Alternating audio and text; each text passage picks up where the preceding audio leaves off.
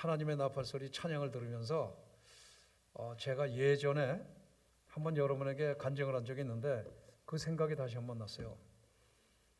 그 하나님의 나팔소리는 제가 섬기던 담임 목사님께서 굉장히 좋아하시던 그 찬양이었습니다. 그래서 성도인 저희들도 굉장히 많이 찬양을 불렀는데, 이 하나님의 나팔소리가 저에게 언제 새로이 다가왔냐 하면 한 30년 전쯤 얘기예요. 제가 시베리아에 선교를 갔다가 체포당했어요.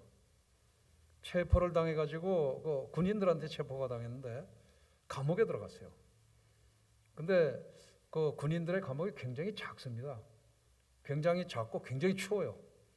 러시아는 그 1m, 특히 시베리아 땅은 1m만 파면은 얼음이에요. 사시사철.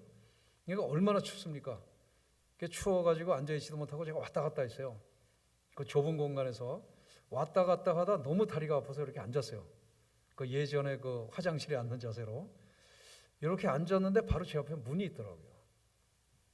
그 문을 제가 물끄러미 쳐다보고 있는데 나가고 싶잖아요. 제 마음속에 어떤 마음이 들었냐면 이 사도행전 16장의 말씀이 생각난 거예요. 바울하고 실라가 기도하고 찬양했더니 옥문이 열렸더라 하는 이야기가 있거든요. 제가 그 생각이 난 거예요. 그래서 제가 속으로 내가 기도하고 찬양하면 저 옥문이 열릴까? 생각을 한 거예요. 그런데 제 마음속에 아니지 하는 생각이 들었어요. 그거는 성경 속의 이야기지. 그 다음에 또 제가 물음이 생겼어요. 그럼 너 여기 왜 있느냐? 복음 전하러 왔지. 근데 복음을 전하러 온 사람이 성경을 못 믿느냐? 그런 마음이 제 속에 들은 거예요. 그래서 제가 벌떡 일어났어요. 그리고 하나님, 제가 찬양을 할 텐데 저 문이 열릴 줄 믿습니다. 그리고 찬양을 했어요. 하나님의 나팔소리, 하나님의 나팔소리 천지진동할 때에 예수 영광 중에 구름 타시고 6위까지 찬양을 했는데 문이 벌컥 열렸어요. 제가 얼마나 놀랐겠어요. 그리고 군인들이 들어와서 저를 데리고 옆 건물로 갔어요. 그 옆 건물은 여러분 KGB라고 아세요? 비밀경찰. 그 경찰 건물에 저를 신문하러 데리고 간 거예요. 저는 그 시간을 지내면서 복음이 과연 나에게 무엇인가? 얼마나 하나님의 말씀이 살아서 나에게 임하시는가 하는 걸 깊이 생각을 하게 됐습니다. 여러분, 하나님의 말씀은 살아서 운동력이 있다고 했습니다. 아멘이세요? 그리고 실제로 살아서 우리의 혈관을 뛰어당기는 그런 하나님의 말씀이 되길 간절히 바랍니다. 요거는 제가 여러분이 부르신 찬송을 들으면서 예전 생각이 나서 드린 말씀이에요. 오늘의 말씀의 주인공은 누굽니까? 신명기 34장의 말씀의 주인공은 바로 모세입니다. 모세가 마지막이 어땠나 하는 것을 우리에게 이야기하고 있는 거예요. 제가 약 한 15년 전에 모세의 일생이라는 이 말씀을 준비해가지고 말씀을 나눈 적이 있어요. 그때 제가 선교 댕겼던 이런 부분, 조금 아까 했던 간증까지도 아마 포함이 돼서 이야기를 한 적이 있을 겁니다. 그런데 지난주에 제가 신명기를 묵상을 끝내고 덮으면서 이 34장의 말씀이 굉장히 저한테 많이 다가왔어요. 저도 이제 젊은 나이가 아니거든요. 그러니까 모세의 이거를 보면서 내가 나의 일생이, 나의 또 사역이 어떻게 해야 될 것인가 하는 것을 다시 한번 생각을 하게 됐습니다. 그러면서 이 34장에서 주었던 메시지가 저한테 참 이렇게 뜨거움을 주었어요. 그래서 여러분들의 이제 그것을 나눠보고자 합니다. 여러분, 모세라는 사람을 가만히 생각을 해보세요. 모세의 일생을 생각을 해보면 시작부터 하나님의 손길이 끊이지 않았던 사람이에요. 모세가 태어났을 때 환경이 안 좋았잖아요. 죽을 수밖에 없었던 그런 환경 속에서 모세는 살아나게 됩니다. 바로 하나님의 손길에 의해서. 그리고 누구 젖을 먹고 자라납니까? 자기 모친의 젖을 먹고 살아나게 돼요. 그리고 이집트 왕의 딸에게 구원을 받음으로 말미암아 좋은 것을 누릴 수 있게 되는데 좋은 것만 누린 게 아니에요. 40년 동안 왕궁에서 살면서 많은 것을 배웠고 또 많은 훈련을 받게 됩니다. 그런데 이것이 나중에 이스라엘 백성을 이끌고 가야 되는 리더십의 훈련이라는 것을 아는 사람은 아무도 없었어요. 그 다음에 모세에게 닥친 것이 미디안의 40년 광야의 훈련이었습니다. 광야의 훈련 받을 때 모세는 좌절했을 거예요. 왜 내가 이런 삶을 살아야 되는가? 엊그제까지 왕자였는데. 그런데 그 40년이 또 지난 후에 하나님의 부르심이 임하게 됩니다.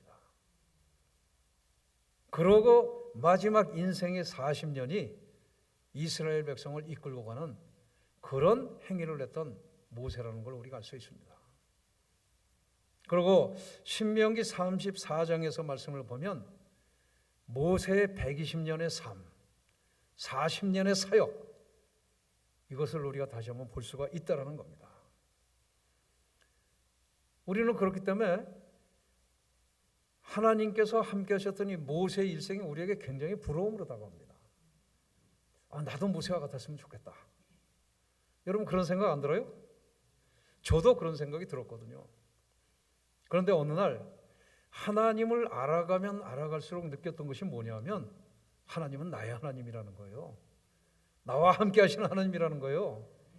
이것이 우리 모두에게 동일하다는 겁니다. 모세와 함께 하셨던 하나님, 동행하셨던 하나님, 그리고 이 신명기 34장에 보면 마지막에 모세가 올라갔던 산이 느보산이에요. 느보산. 이 산 이름은 우리한테 중요한 게 아니죠. 왜 하나님께서 모세를 이끌고 높은 느보산에 올라갔나 하는 것이 우리에게 중요하다는 겁니다. 저는 그 모세가 그 산에 올라가서 느꼈던 이런 것들이 저에게 굉장히 가까이 다가오는 걸 느꼈어요. 왜냐하면 필리핀에서 산지 사역을 하다 보면 평소에 엄두도 내지 않았던 높은 산을 오를 때가 있어요. 그리고 높은 산에서 이렇게 아래를 내려다보면 올라오기 굉장히 힘들었던 산들이 이렇게 밑으로 보일 때가 있습니다. 그럼 여러분 그 산들을 보면서 무엇을 느끼게 되세요?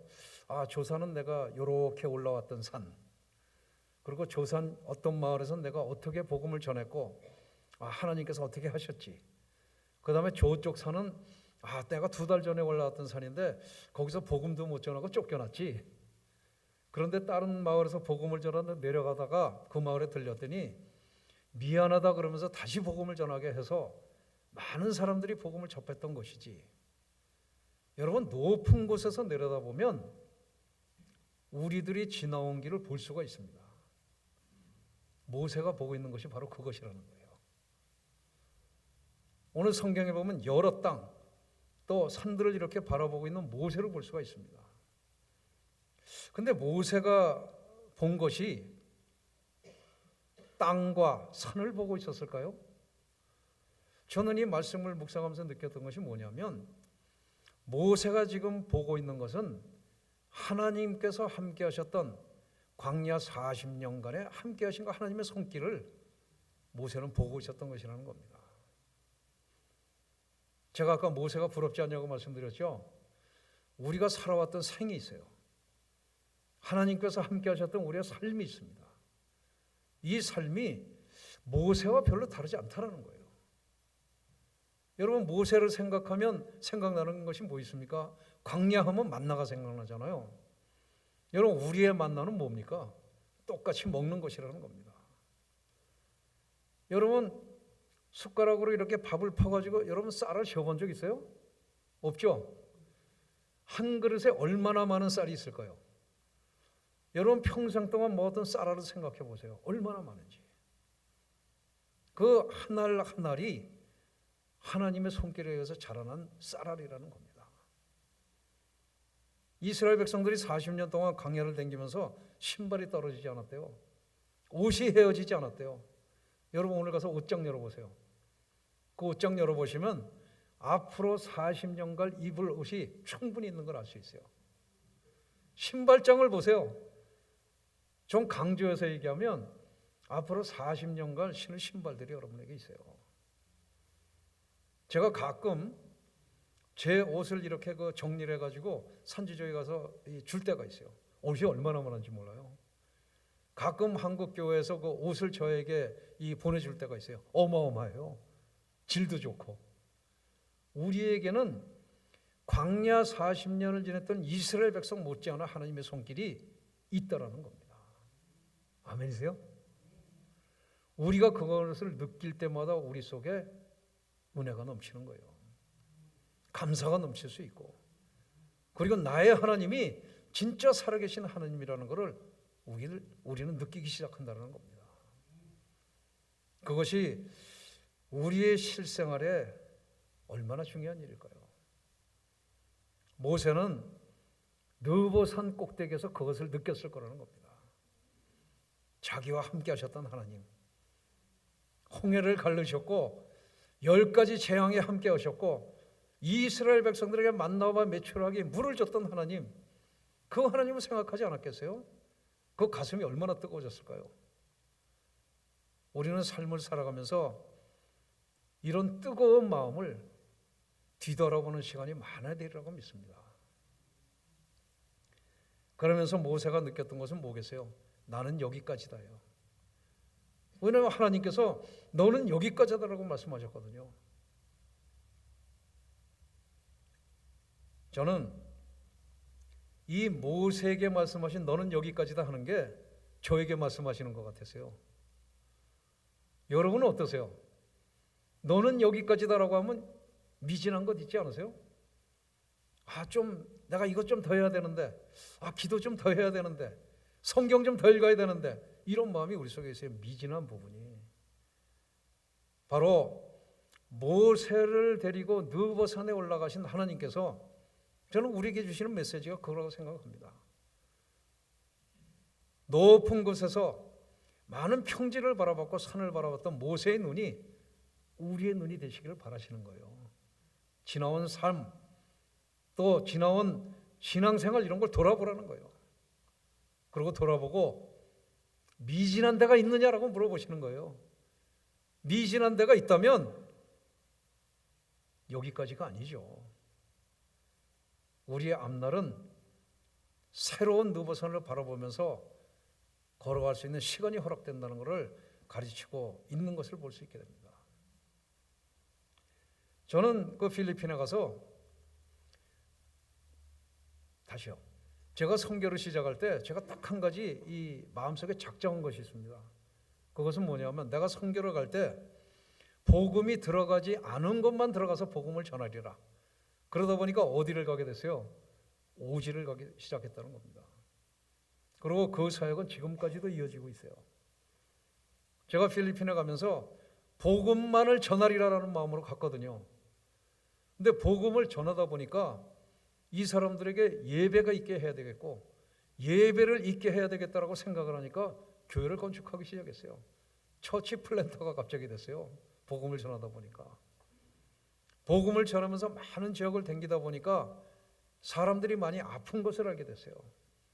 그러다 보니까 병원을 짓게 됐고 또 교회를 많이 건축을 하다 보니까 현지 목사들이 어떤 상태인지를 알게 되잖아요. 여러분, 이 현지 목사들이 어떤 상황이냐 하면 이렇게 예배를 드리다가 은혜를 받잖아요.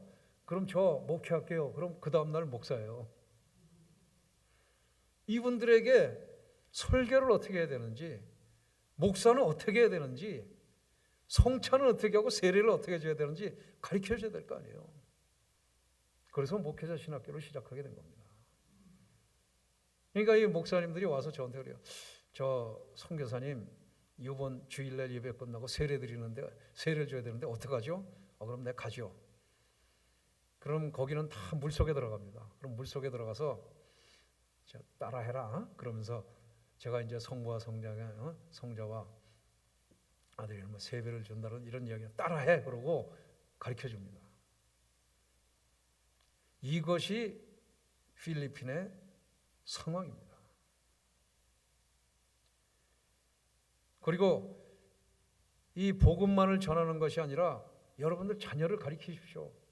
그래야 여러분과 같이 이런 산지의 어려운 삶을 살지 않습니다. 라고 이야기를 하다 보니까 어느 날 제가 시니어 하이스쿨 교장이 됐어요. 그래서 지금 또 교장 선생님이에요. 근데 이런 모든 것들이 제가 해야 되겠다라고 생각해서 된 것이 하나도 없어요. 사역을 하다 보니까 필요에 의해서 하나씩 늘어난 겁니다.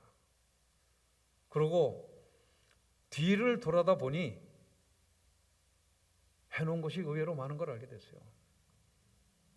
그런데 어느 날 하나님께서 저를 느보산으로 데리고 올라가셔서 지나온 족적을 이렇게 살펴보게 하시면서 저한테 만족감을 주신 게 아니에요. 뭔가 미진한 마음이 계속 드는 거예요. 뭔가 미진하다. 뭔가 더 할 일이 있다. 이것이 뭐였냐면 필리핀은 원래 크리스천 국가입니다. 그 뭐가 강하냐면 구교가 강해요. 캐서릭. 이 구교가 강한 나라예요. 근데 구교가 어떤 영향을 받았냐면 400년의 스페니시가 이 정복하고 다스림으로 말미암아 그 사람들이 가지고 있는 신앙관이 그대로 들어와 있어요. 굉장히 물러요. 그런데 여러분 사제가 되기 위해서 얼마나 많은 훈련을 받아야 됩니까?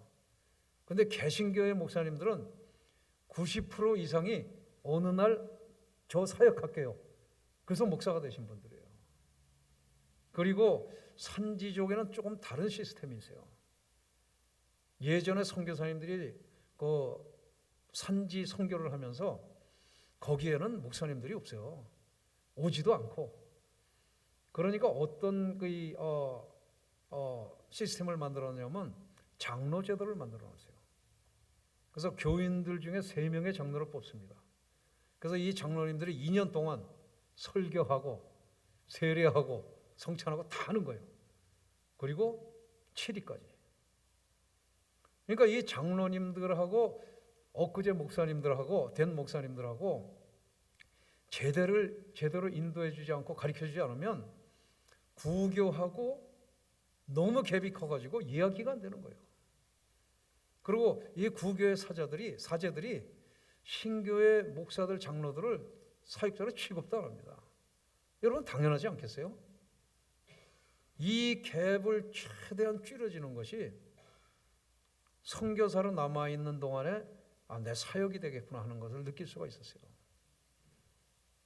그리고 이 갭을 줄여지는 것이 필리핀 앞날의 개신교의 앞날이라고 생각을 하게 됐습니다.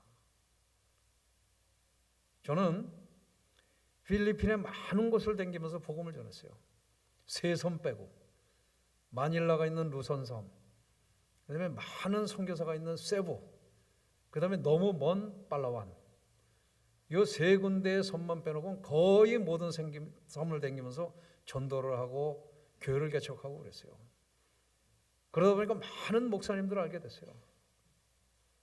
그렇기 때문에 저는 이 목사님들이 어떠한 상태인가 이런 것을 너무나 잘 알고 있어요.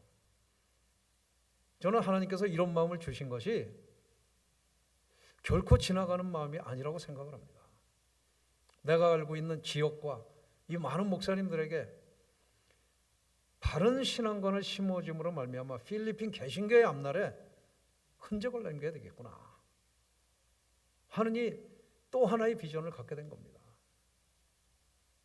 여러분, 모세가 올랐던 느보산은 마지막이었어요. 제가 올랐던 느보산은 마지막이 아니었어요. 또 새로운 이 꿈을 하나 갖게 하는 그러한 느보산이었다라는 겁니다. 여러분도 지금 저와 함께 하나님의 느보산을 오르고 있는 겁니다. 여러분의 시간은 오늘이 마지막이 아닙니다. 여러분의 시간이 얼마나 남아있는지 몰라요. 그렇지만 모세의 하나님을 부러워하는 마음이 있다면 우리의 내일은 분명히 달라져야 된다는 겁니다. 왜? 하나님께서 함께 하시기 때문에. 아멘이세요? 하나님께서 함께 하시는 우리가 그냥 시간을 보내는 삶을 산다는 것은 억울한 일입니다. 여러분이나 저나 남은 여생 동안에 분명한 흔적을 남기고 갈 수 있는 하나님의 사람들이 되시길 간절히 바랍니다. 그 다음에 제가 이 말씀을 보다 보니까 이 친구교회 새벽 예배를 위해서 꼭 말씀을 만든 것 같아요. 두 번째 말씀이 뭐냐면 모세의 강건함입니다. 모세의 강건함. 34절 7절의 말씀을 보면 모세의 죽을 때 나이 120세나 그 눈이 흐리지 아니하였고 기력이 쇠하지 아니하였더라. 여러분 부럽죠? 120세. 저도 이 말씀을 보면서 힘을 얻었어요. 내가 이제 몇 년 더 할 수 있을 거라고 생각을 했는데 120 빼기 제 나이를 하니까 아직도 많이 남은 거예요. 너무나 많이 남은 거예요. 소망이 생기는 거예요. 여러분 모세의 모습이 떠올려 주세요. 우리 영화를 많이 봤잖아요. 그 수염을 휘날리면서 그 지팡이를 들고 기도하던 그 모습. 여러분 우리 생각나잖아요. 힘차잖아요. 40년의 왕궁, 40년의 미디안 광야, 그리고 다른 40년 240만의 백성을 이끌고 나가야 했던 그 모세의 모습. 끝까지 건강했을 거라는 겁니다. 여러분 우리도 건강할 수 있어요. 저는 산을 열심히 다닙니다. 그리고 제가 이 프로싱에서 목회를 11년 했는데 목회를 시작을 하면서 이제 필리핀 선교를 시작을 했어요. 그 전에는 수많은 나라 오지를 다녔고, 근데 필리핀 산지 선교를 하려면 산지를 올라가야 돼요. 근데 나이가 50쯤 되면 어떻게 됩니까? 무릎이 아프기 시작합니다. 허리가 아프기 시작해요. 산을 오르기가 점점 힘들어집니다. 나이가 먹어갈수록 점점 힘들어집니다. 저는 이것을 극복해야 되겠다고 생각을 했어요. 매일같이, 여기 분은 아시겠네, 저 키스너 파크에 가서 띠을 뛰었습니다. 겨울이 되면 너무 뛰기 싫어요. 그럼 제가 뭐라 그러면서 뛰었는지 아세요? 선교, 선교 하면서 띠을 뛰었어요. 여러분, 몰두한다는 것, 마음을 집중한다는 것, 이것은 우리 믿음 생활에 꼭 필요하다는 겁니다. 우리는 여지껏 신앙생활을 하면서 훈련받은 거예요. 훈련. 모세를 보면서 저는 예전에 그걸 느꼈거든요. 여러분이 훈련의 결과가 바로 여기 앉아있는 여러분이라는 거예요. 훈련의 결과. 우리가 가지고 있는 훈련의 결과를 써야 되지 않겠어요? 그 형태가 어떤 것이든 간에 상관없다는 겁니다. 하나님의 일이라고 생각하신다면 그거를 써야 된다는 겁니다. 그 다음에 모세의 강건함보다도 우리가 더 초점을 맞춰야 되는 말씀이 있어요. 그 말씀은 뭐냐면 그 눈이 흐리지 아니하였고라는 말씀입니다. 눈이 흐리지 않으면 어떻게 돼요? 잘 보이잖아요. 우리 영이 흐리지 아니하면 어떻게 될까요? 하나님의 마음을 잘 알 수 있게 된다는 겁니다. 그리고 내가 순종해야지 해서 순종하는 것이 아니라는 겁니다. 당연히 그 길을 따라간다는 겁니다. 우리의 영이 흐리지 않는다면 하나님께서 우리에게 주시는 마음을 순종할 수 있게 된다는 겁니다. 저는 모세가 가지고 있던 건강함이 그런 건강함이라고 생각을 하게 됐어요. 육신의 건강함, 우리 심령의 건강함이 같이 따라가야 된다는 것을 우리에게 가르치는 것을 볼 수 있습니다. 여러분, 오지 선교는 어느 나라나 다 비슷합니다. 우리나라까지도 비슷합니다. 쉽지 않다라는 거예요. 근데 여러분, 선교만 쉽지 않은 것이 아닙니다. 우리 바로 여기 친구교에 앉아 있는 여러분들도 신앙생활하기 그렇게 쉬운 것이 아닙니다. 건성건성하면 모르지만 진짜 하나님이 나의 하나님이라고 믿고 내가 하나님의 사람답게 매일매일의 삶을 영위하고 또 그렇게 살아야 되겠다라고 마음을 먹으면 쉽지 않다라는 거예요. 오지 선교, 산지 선교, 미전도 종족 선교하면 저 김성교사가 가서 어떻게 할까라는 궁금함이 있을 겁니다. 그 사람들의 호기심을 자극해야 됩니다. 여기도 똑같아요. 제가 아프리카나 몽골이나 이 시베리아 선교를 다닐 때 그 사람들의 호기심을 어떻게 하면 자극할 수 있을까? 하다가 생각하는 것이 폴라로이드 카메라였어요. 폴라로이드 카메라로 찍어서 사진을 주면 사람들이 모이기 시작합니다. 그럼 가족 사진 찍어주고, 그 다음에 어느 정도 모였을 때 복음을 전하고 예수 영화를 보여주고 영접을 시키곤 했어요. 그러면서 선교를 어떻게 해야 되겠구나 하는 그 선교관을 정립을 하게 됐습니다. 그리고 제가 필리핀을 가게 됐어요. 필리핀에 가서는 굉장히 빠른 속도로 많은 사람들을 영접시킬 수 있었고 또 많은 교회를 개척할 수 있게 됐었습니다. 그것은 어떻게 선교를 하면, 어떻게 호기심을 자극하면 이 사람들이 모일 수 있을까라는 것을 깊이 생각을 하고 기도를 했기 때문에 그렇습니다. 선교, 전도는 일단 사람이 모여야 될 거 아니에요. 이 필리핀 선교는 소리와 빛입니다. 왜냐하면 산지기 때문에 일단 가면 제너레이터 돌려가지고 스피커에 음악을 틀어줘요. 그럼 여기 스피커는 아마 제가 보기에 1000와트 정도는 될 거예요. 제가 들고 다니는 건 300와트짜리예요. 근데 그것만 틀어도 산이 쫑쫑 울립니다. 그럼 이게 무슨 소리지? 하고 애들이 먼저 달려와요. 그 다음엔 엄마가 달려오고, 그 다음엔 아버지, 할아버지가 달려오게 됩니다. 그리고 이 모인 사람들이 흥을 돋궈주고, 선교팀이 같이 오면 이연곡도 하고 풍선도 하고 그 버블도 하고 이러면서 그 사람들에게 재밌게 해줍니다. 그리고 복음을 전하고 예수 영화를 보여줍니다. 그럼 밤쯤 돼서 이 불을 켜게 되면 그 깜깜했던 산지가 그 불을 켜게 되니까 산 한 두세 개 넘어서도 그 불빛에 그 보이게 돼요. 그 뿌연 불빛이. 그럼 사람들이 또 산을 넘어서 막 몰려오게 됩니다. 호기심을 자극하고 그 사람들을 모으고 그러면서 복음을 전하고 그러면서 많은 사람들에게 복음을 전할 수가 있었습니다. 그럼 누가 가냐? 저는 현지인들을 모아서 같이 갑니다. 왜냐하면 한번 선교를 들어가서 1주일, 2주일 가려면 기본적으로 백팩이 몇 개가 있어야 되냐면 5개 정도 있어야 돼요. 이런 가방에 넣어서 못 들고 가고 백팩에 다 넣어서 짐을 지고 가게 됩니다. 5개 정도에 뭐가 들어가냐면 제너레이터, 영화 상영 장비, 뭐 기타 부분, 스피커 뭐 이런 것들이 들어갑니다. 그 다음에 한 15명이 간다고 생각해 보세요.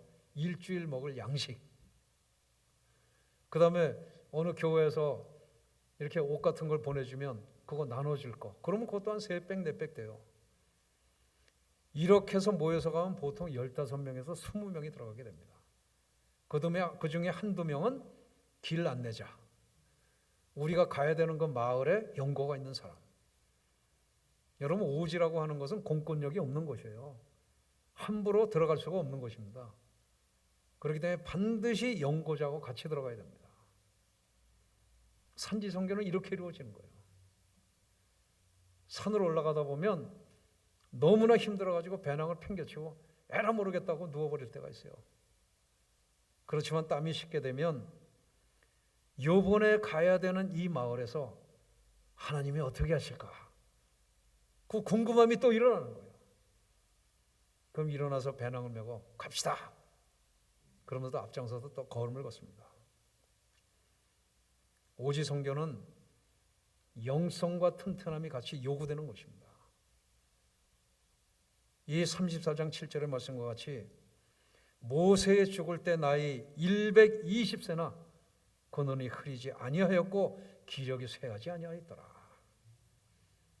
여러분, 이 말씀을 이렇게 보시면서 누가 이 말을 했을까라고 생각을 해보세요. 누가?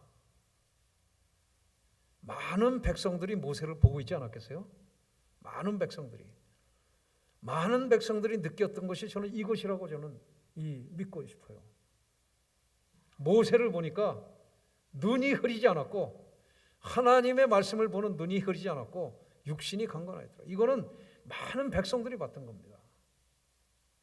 저는 선교지에서 나올 때 이런 소리를 듣고 싶어요.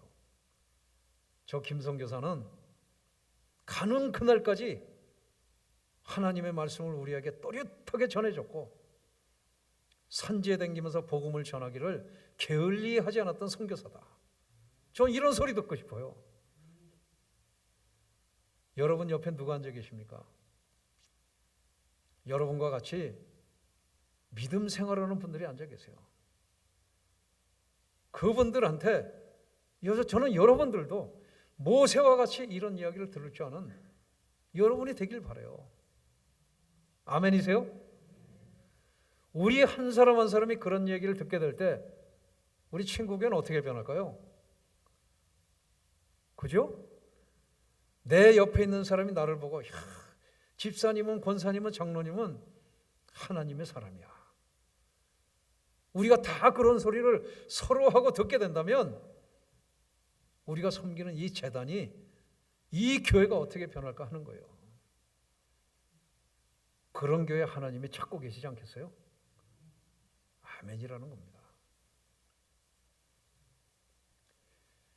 34장을 보면서 제가 또 느꼈던 것은 뭐냐면 준비하시는 하나님이에요. 준비하시는 하나님. 모든 것은 하나님의 손길이 있다는 겁니다. 제가 필리핀 선교를 가서 많은 지역을 다니면서 이 복음을 전하고 이러다 보니까 저를 도와주는 사람이 절실했어요. 현지 목사가. 저는 오지 선교를 쭉 다녔기 때문에 가는 곳마다 바로 현지인들과 이 접촉을 하면서 이 선교를 했습니다. 근데 많은 지역을 다니다 보니까 이 현지 목사의 도움이 필요했던 거예요. 그런데 어느 날 그 현지 목사 부부를 알게 됐어요. 그래서 이 부부와 함께 전도를 갔습니다. 그리고 저녁에 이제 영화 사역을 하고 영접을 시키고 돌아오는 길에 이 부부가 저한테 그러는 거예요. 저기 아는 분이 한 분 계신데 지금 암이 걸려서 오늘 내일 하신대요. 내일 아침에 살아있을지 모르겠대요. 그래서 가는 길에 기도를 해주고 갔으면 좋겠다. 그래서 가자. 그래서 가서 기도를 해주고 갔어요. 그리고 한 2달쯤 지나서 그 지역을 다시 왔습니다. 그래서 영화 사역을 또 하면서 이러고 앉아있는데 그 현지 목사가 그런 거예요. 저 사람 생각나네요. 생각 안 난다고. 하루 저녁에 100명, 200명 기도를 해주는데 어떻게 그 사람이 생각나겠어요? 생각 안 납니다. 그랬더니 저 사람이 돌아가는 길에 기도를 해줬던 오늘 내일 하는 사람이다. 근데 그 사람이 오늘 와서 영화 사역을 한다니까 나와서 지금 저 영화를 보고 있지 않느냐. 그 다음에 한참을 지나서 어느 날 이 목사님 집을 지나가게 됐어요. 그래서 집을 들려서 잠깐 이야기를 하고 가는데 그 딸이 그때 좀 애기였었어요. 한 3살, 4살 먹은 애기였는데 한 열흘 동안 똥을 못 넣었대요. 그리고 애가 너무너무 힘들어하는 거예요. 그래서 기도를 좀 해달라고. 그래서 기도를 해주고 떠났어요. 한 30분쯤 갔는데 전화가 왔어요. 애가 똥을 넣었대요. 그러니까 이 목사님 부부가 보시기에 저 사람은 진짜 선교사라구나 라고 생각을 하지 않았겠어요? 그리고 사역을 얼마나 많이 도와줬는지 모릅니다. 여러분, 선교지를 다니면서 저는 이런 사람들을 수도 없이 봤어요. 누가 하시는 거예요? 하나님이 하신다는 겁니다. 저는 제 발걸음을 옮기고 하나님이 주신 꿈을 따라 움직이기만 하면 되는 거예요. 그럼 하나님께서 전부 예비해 놓으시고 이루시게 하는 것을 경험한다는 겁니다. 그것이 저한테는 축복이에요. 그럴 때마다 제 마음이 얼마나 뜨거워지겠어요. 모세의 마지막을 보면 하나님께서 준비해 놓으신 한 사람을 보게 됩니다. 여호수아죠. 여호수아는 여호수아 장군으로 이제 성경 여호수아서를 보면 그가 어떻게 리더십을 발휘해서 이스라엘 백성을 이끌고 간다는 것을 보여주고 있습니다. 근데 여러분 여호수아 생각해 보세요. 여호수아 누구였어요? 모세의 종이었습니다. 그리고 모세가 여호수아를 어떻게 훈련시켰다? 하나님이 여호수아를 어떻게 훈련시켰다? 하는 이야기 성경에 없어요. 여호수아는 모세가 느보산에서 내려오면서 모든 권위를 이양해 줬던 두 번째 리더십이었습니다. 저는 이 여호수아가 어떻게 지도자가 될 수 있었던가 하는 것을 생각을 해봤어요. 종은 바로 옆에 있는 사람이에요. 여호수아는 모세의 옆에서 모세가 어떻게 하나님께 순종하는가 하는 것을 보아왔던 사람입니다. 백성들을 하나님께서 전부 죽이시겠다고 할 때 모세는 자기 목숨을 내놨어요. 나를 죽이시고 백성을 살려달라. 홍해가 갈라지기 전 밤새 손을 들고 기도했던 모세의 옆에 섰던 사람이 바로 여호수아였다라는 겁니다. 모세 옆에서 여호수아는 하나님을 알아갔다는 겁니다. 그리고 나중에 그 알아갔던 그 열매가 모세의 다음의 지도자로 세움을 받았다는 것을 우리는 알고 있습니다. 여러분, 우리는 얼마나 많은 훈련을 받았습니까? 오늘까지 수도 없는 성경 공부, 수도 없는 부흥회, 매 주일마다 주시는 하나님의 말씀 얼마나 많이 받았어요. 이것이 저에게는 다 훈련이었다는 겁니다. 여호수아에게 이양되었던 그 리더십을 보면서 저도 새 마음을 갖게 됐어요.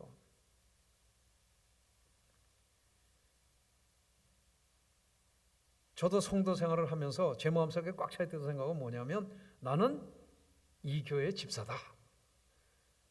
그런 생각이 항상 꽉 차 있었어요. 그러니까 나는 앉아서 말씀을 들어야 되는 사람이라고 생각을 했었다는 겁니다. 그렇지만 이 말씀을 제가 묵상을 하면서 느꼈던 것은 내가 여지껏 받은 훈련, 그 열매가 난데, 그 믿음의 열매가 난데 이렇게 앉아서만 있어야 되는 것인가? 내가 선교사가 되기 전까지 훈련받았던 것이 얼마나 많은데 한 지역에만 있어야 되는 것일까? 여러분은 어떻게 생각하세요? 선교사다 그러면 당연히 복음을 전하면서 댕겨야지라고 생각을 하실 겁니다. 그럼 저도 다르게 생각할 수 있어요. 나도 선교지에 와서 교회 한두 개 세우고 사람들 가끔 복음 전하고 그러고 내가 선교사 잘하고 있다라고 생각할 수 있어요. 이만큼 했으면 됐지라고 생각할 수 있다라는 겁니다. 그러나 이 생각에서 나와야 된다는 겁니다. 내가 여지껏 받은 훈련, 하나님을 경험했던 그 시간을 뒤돌아보라는 겁니다. 뒤돌아보라는 거. 모세가 올랐던 느보산은 여기까지였지만 오늘 이 아침에 주는 하나님의 메시지는 이제 시작이다 하는 말씀을 주고 계시는 거예요. 우리가 몇 살이건 내 다리에 힘이 없건 내 허리가 피기 힘들건 이건 상관없다는 겁니다. 50견이 와보신 분들은 다 알아요. 주사를 맞아야 별로 소용없다는 것, 수술을 받아야 별로 소용없다는 것 안단 말이에요. 그걸 이겨나가는 건 뭐예요? 끊임없는 내 아픔과의 싸움에서 스트레칭을 해서 이겨나가는 거예요. 그럼 낫거든요. 여러분이 가지고 있는 이 열매 그냥 잊지 말라라는 거예요. 스트레칭을 해서 끝없는 내 아픔과의 싸움에서 그거를 치유해 나가듯이 내 지난 날을 보면서 하나님의 은혜를 다시 한번 생각하라는 거예요.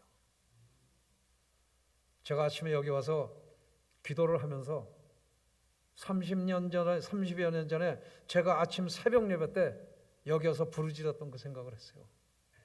이 교회를 섬기진 않았지만 집이 가까웠기 때문에 제가 새벽 예배를 여기 왔었던 기억이 있어요. 그때의 뜨거운 마음이 살아났습니다. 여러분, 우리는 하나님의 느보산에 올라서 지난 날을 돌아봐야 될 때입니다. 그리고 앞날에 여기까지가 아니고 새로운 삶, 새로운 사역의 발걸음을 내딛는 여러분들이 되시기를 간절히 바랍니다. 아멘. 기도하죠. 하나님, 그렇습니다. 이제 우리는 여기까지가 아니고 여기서부터 새로이 시작되는 믿음 생활을 하고자 합니다. 하나님과 동행하는 삶, 하나님께서 나와 함께 하시는 삶을 나타낼 줄 아는 저희가 되길 원합니다. 그래서 내 가정이 축복을 받고 내가 섬기는 교회가 축복을 받고 내가 가서 기도하는 곳마다 하나님의 손길이 임하는 하나님의 사람들 되게 하옵소서. 오늘도 말씀 주신 감사드리옵고 예수 그리스도의 이름으로 기도드리옵나이다. 아멘.